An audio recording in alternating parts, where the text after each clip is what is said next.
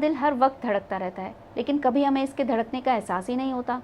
हाँ, कभी कभी थोड़ी देर के लिए धड़कन का एहसास हो सकता है, जैसे कभी बहुत तेज़ दौड़ रहे हों या कभी अचानक डर जाएं। लेकिन अगर हमें हमारे दिल की धड़कन का हर वक्त एहसास होने लगे तो ये परेशानी वाली बात लगती है।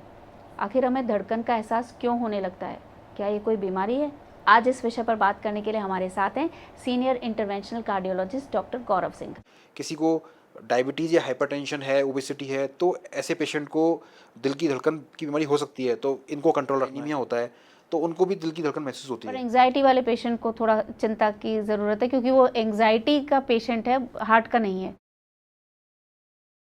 सर, जैसे कि आपने सुना ही है, अभी हम इंट्रो में बात कर रहे थे, तो हम जानना चाहेंगे कि अरिथमिया क्या है? देखिए एरिथमिया एक टेक्निकल वर्ड है, मेडिकल टर्मिनोलॉजी में यूज़ किया जाता है। इसका अगर हम शाब्दिक अर्थ बताएँ तो ये दिल की धड़कन का अनियमित हो जाना।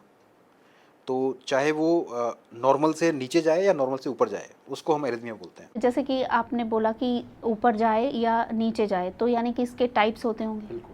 तो जब ऊपर जैसे किसी की जैसे हम नॉर्मल बोलते हैं कि नॉर्मल जो पेशेंट की जो हार्ट रेट होती है नॉर्मल व्यक्ति की, वो 60 से 100 के बीच में होती है। तो जब भी इसकी हार्ट रेट 100 से ऊपर चली जाती है, तो हम इसको साइनस टैकीकार्डिया बोलते हैं। ये एरिथमिया नहीं होता है, बट ये इसको इसको टर्म बोलते हैं कि 100 से ऊपर धड़कन है तो उसको टैकीकार्डिया बोलते हैं। अगर किसी की व्यक्ति की धड़कन 60 से नीचे चली जाती है तो ये ब्रेडिकार्डिया हो जाता है। तो ये फिजियोलॉजिकल होता है, मतलब नॉर्मल व्यक्ति में भी ये हो सकता है। कभी कभी किसी पैथोलॉजी की वजह से दिल की धड़कन इतना ज़्यादा चली जाए, बढ़ जाए या इतनी कम हो जाए जिससे पेशेंट को तकलीफ होने लगे, सिम्टम्स आने लगे हैं, तब उसको हम एरिथमिया कहते हैं। इसके अंदर भी वही दो प्रकार के टाइप में हम जनरली डिवाइड करते हैं, टैकी एरिथमिया और ब्रेडी एरिथमिया। मतलब पेशेंट को सिम्टम 100 से ऊपर पल्स की वजह से हो रहे हैं या 60 से नीचे की वजह से हो रहे हैं। सर, तो इसमें सिम्टम्स की जो आप बात कर रहे हैं, वो किस तरीके के होते हैं? देखिए, अगर पेशेंट को धड़कन ज़्यादा होने की वजह से सिम्टम्स आएंगे तो उसमें पेशेंट को पैल्पिटेशन फील होगा, दिल की धड़कन पेशेंट को फील होने लगेगी अपनी खुद की, और सांस फूलने की तकलीफ हो सकती है, डिजीनेस हो सकती है जिसमें पेशेंट को ऐसा लगेगा कि आंखों के आगे अंधेरा आ रहा है, चक्कर आ रहा है, और पेशेंट को ये भी लग सकता है कि जल्दी थकान होने लग गई, या फिर पेशेंट की जो गर्दन की नसें हैं ये भी उसको धड़कती हुई दिखेंगी। तो ये भी हम टैकीआरिथमिया में आता है। अगर हम ब्रेडियारिथमिया की बात करें जिसमें धड़कन कम हो जाती है, तो ऐसे पेशेंट का जब धड़कन कम हो जाएगी तो ब्रेन को ब्लड नहीं मिलता, तो पेशेंट को आंखों के आगे आगे आना, अंधेरा आ जाना, या अचानक चलते चलते चक्कर खा के गिर जाना, बेहोश हो जाना, और गिरने के तुरंत बाद पेशेंट का दोबारा होश में भी आ जाना, तो इस तरह के सिम्टम्स उसमें मिल सकते हैं। सर, तो ये धड़कन जो है, ये इर्रेगुलर हो क्यों जाती है? कुछ जेनेटिक डिजीज़ होती हैं जो कि किसी को बचपन में ही प्रेजेंट हो जाती हैं, किसी को एडोलसेंट में प्रेजेंट होती हैं, किसी को एडल्ट में प्रेजेंट होती हैं। तो बहुत सारे टाइप के टैकीरिथमिया, ब्रेडियरिथमियाज हैं, मतलब जो धड़कन की बीमारियां होती हैं जो कि एज के अकॉर्डिंगली प्रेजेंट होती हैं। तो अगर मैं बात करूं तो जो बचपन में ही पेशेंट को हो जाती हैं उसमें बहुत सारे जेनेटिक सिंड्रोम्स आते हैं, क्योंकि वो जेनेटिक्स फैमिलियल से रन हुए हैं, जेनेटिक्स में है, तो वो उनको बचपन में हो जाते हैं। कुछ एडल्ट में हम जो मुख्यतः सुनते हैं वो सुनते हैं PSVT, जो कि महिलाओं में कॉमन है। तो उसमें क्या होता है कि जो हमारे दिल की धड़कन है वो 150 या 200 से ऊपर चली जाती है, लेकिन नियमित होती है, लेकिन वो रहती ज़्यादा है। तो ऐसे ही ये धड़कनों की जो बीमारी है ये भी होती तो जेनेटिक ही है, बट वो मैनिफेस्ट 30 वर्ष की उम्र के पश्चात होती है। एक और बीमारी होती है जो 50 वर्ष के बाद चालू होती है, उसके बहुत सारे कारण होते हैं। उसके तो जेनेटिक कारण भी होते हैं, एक्वायर्ड कारण भी होते हैं। तो एक्वायर्ड कारण में अगर मैं कहूँ तो पेशेंट जो किसी ड्रग्स पर हैं, दवाइयों पर हैं जिनके साइड इफ़ेक्ट हो जाते हैं, किसी पेशेंट को अल्कोहल जो ज़्यादा लेते हैं उनको हो सकता है, स्मोकिंग करने वालों को ज़्यादा हो सकता है, ब्लड प्रेशर, डायबिटीज़ वाले पेशेंट्स को भी वो एरिथमिया वाली प्रॉब्लम हो सकती है। तो ऐसे पेशेंट को जब ये तकलीफ़ होती है तो इसको हम एट्रियल फिब्रिलेशन का नाम देते हैं।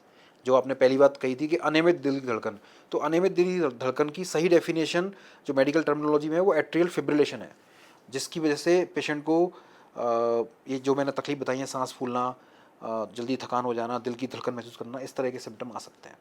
सर, ये स्मार्ट वॉच में ये दिया रहता है, एट्रियल फिब्रिलेशन नहीं बताते। ये ईसीजी तो करते हैं पर वो नहीं बताते।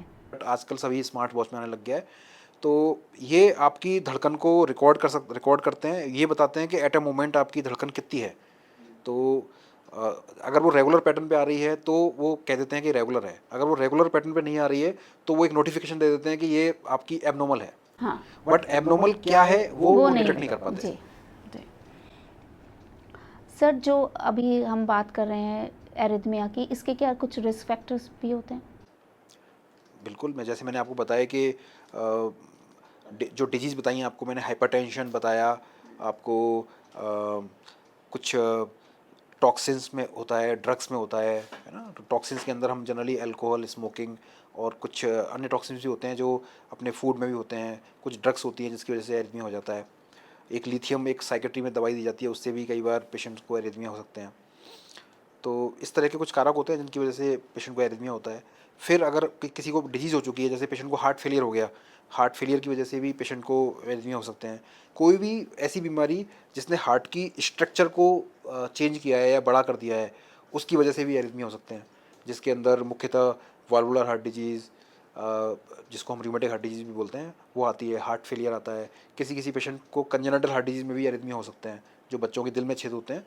तो वो क्योंकि आजकल मेडिकल साइंस इतनी एडवांस है कि बचपन को जो छेद है वो उसको बंद कर दिया गया है बचपन में ही, लेकिन ऐसा नहीं है कि वो कम्प्लीटली ठीक हो गया। हो सकता है एडल्ट बनने पर उसको जो छेद वाली बीमारी से तो निजात मिल गई है, लेकिन एरिथमिया वाली बीमारी आ जाती है उस पेशेंट को। सर, इससे फिर क्या कॉम्प्लिकेशंस हो सकते हैं? देखिए, ये बीमारी है तो इसको इलाज करना ज़रूरी है। इलाज क्यों करना ज़रूरी है? क्योंकि अगर किसी व्यक्ति को धड़कन ज़्यादा रहेगी हमेशा, तो जो उसका हार्ट का जो फंक्शन है, जो हार्ट को धड़कने की क्षमता है और कॉन्टैक्ट करने की क्षमता है, वो कम होती चली जाएगी। तो ऐसे पेशेंट हार्ट फेलियर में जा सकते हैं। हार्ट फेलियर में जाने की वजह से पेशेंट पेशेंट की डेथ भी हो सकती है। तो एरिथमिया को तो कंट्रोल करना ही होता है। इसके अलावा जो कम धड़कन वाली बीमारी है, जिसको हम ब्लॉक बोलते हैं, जैसे हार्ट ब्लॉक हो गया, तो ऐसे पेशेंट को अगर हम ट्रीट नहीं करेंगे तो पेशेंट की डेथ हो जाएगी। तो ऐसे पेशेंट का भी इलाज करना ज़रूरी है। दोनों का इलाज अलग अलग होता है। जैसे धड़कन कम वाले पेशेंट होते हैं, उनको हम पेसमेकर लगाते हैं ताकि उसकी धड़कन ठीक रहे, नियमित रहे। और जो धड़कन ज़्यादा वाले मरीज़ होते हैं, उनको दवाइयों के माध्यम से, या एक स्टडी होती है, एक सर्जरी होती है, स्मॉल सर्जरी, जिसको बोलते हैं हम रेडियो फ्रीक्वेंसी एबलेशन। तो रेडियो फ्रीक्वेंसी एबलेशन से भी उनकी धड़कन को नियमित किया जा सकता है। तो इसके लिए क्या कोई प्रिवेंशन का भी कोई तरीका है क्या? प्रिवेंशन एज पर से तो हम नहीं कह सकते, क्योंकि जनरली ये हार्ट की बीमारियों में ही होती है, ये वाली बीमारी। तो किसी को अगर बचपन में ही हार्ट की बीमारी है तो उसको उसका ध्यान रखना है, उसका इलाज कराना है, मेडिसिन लेनी है। किसी को डायबिटीज़ या हाइपरटेंशन है, ओबेसिटी है, तो ऐसे पेशेंट को दिल की धड़कन की बीमारी हो सकती है, तो इनको कंट्रोल रखना है। जो अल्कोहल स्मोकिंग करते हैं, उनको भी ये भविष्य में हो सकती है, तो अल्कोहल और स्मोकिंग का सेवन कम करना है। तो कुल मिला के प्रिवेंशन आपको डिजीज़ का या रिस्क फैक्टर करना है जिनसे ये होती है, तो उससे इन बीमारियों से कंट्रोल किया जा सकता है।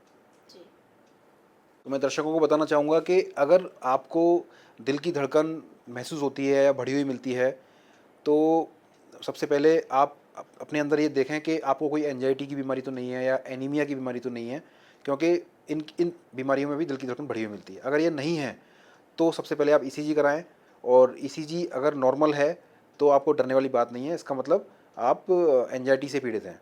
और अगर ईसीजी में कुछ एबनॉर्मलिटी है तो आप अपने निकटतम चिकित्सक के पास जाएं और उससे पूछें कि उसकी ईसीजी में क्या खराबी है, और उसका उस बीमारी के आधार पे इलाज लें। अच्छा सर, तो जो आपने बताया, जो कई बार लोग कहते हैं कि मुझे पैल्पिटेशन फील होता है, तो ये एंग्जाइटी की वजह से भी हो सकता है? क्योंकि मैंने आपको स्टार्टिंग में बताया था कि टैकीकार्डिया जो होता है वो 100 से ऊपर होता है, तो वो नॉर्मल भी फिजियोलॉजिकल भी हो सकता है। जैसे हम दौड़ते हैं, भागते हैं, तो हमें फील होती है, तो वो फिजियोलॉजिकल होती है। किसी पेशेंट को बैठे बैठे या रेस्टिंग कंडीशन पे या सोते सोते भी दिल की धड़कन बढ़ी हुई मिलती है या महसूस होती है, तो वो भी उसको नॉर्मल मान सकते हैं, क्योंकि हो सकता है वो पेशेंट एंजाइटी से पीड़ित हो, या किसी कुछ पेशेंट्स को खून की कमी होती है, एनीमिया होता है, तो उनको भी दिल की धड़कन महसूस होती है, तो उनको भी ये एनीमिया की वजह से हो सकती है। ऐसा नहीं है कि कोई हार्ट की बीमारी है, बट ये जो उनके रिस्क फैक्टर है उसकी वजह से हो सकती है। पर एंग्जाइटी वाले पेशेंट को थोड़ा चिंता की ज़रूरत है, क्योंकि वो एंग्जाइटी का पेशेंट है, हार्ट का नहीं है, तो उसको उस पर ध्यान देने की ज़रूरत है। उस पर, और इसका कोई डायरेक्ट ट्रीटमेंट नहीं है, बट आपको मेडिटेशन करने की, योगा करने की, प्राणायाम करने की सलाह दी जाती है, ताकि आप अपने ऊपर सेल्फ कंट्रोल पाएँ, जिससे आपकी जो दिल की धड़कन है वो कंट्रोल में रहे। जी, thank you so much sir, आपने हमें इतना समय दिया और एरिथमिया के बारे में इतनी महत्वपूर्ण जानकारी हमें दी। Thank you. वीडियो पसंद आया तो इसे लाइक कीजिएगा और अगर आपको लगता है कि इसमें दी गई जानकारी किसी के लिए उपयोगी हो सकती है तो शेयर भी कर दीजिएगा।